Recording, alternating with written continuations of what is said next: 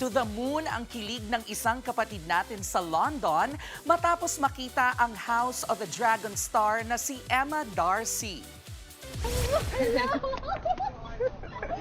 Oh, wait lang. Phone ko. Sa phone ko. Okay. Alright, one. Via, nice to meet you. Can I hold your hand? Okay. Sa kanya nga pong post, sinabi ng Pinay na si Via na aksidente lang na naispatan nila ang Hollywood star sa isang cafe. Lakas loob na nilapitan nila si Darcy para magpa-picture.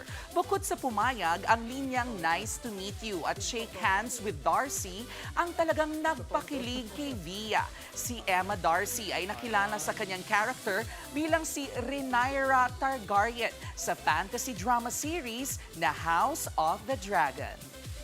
Mga kapatid, Jervy Wrightson po. Eto na nga. Para sa latest showbiz news at iba pang kay-alaman, mag-follow at mag-subscribe na sa social media pages ng News 5.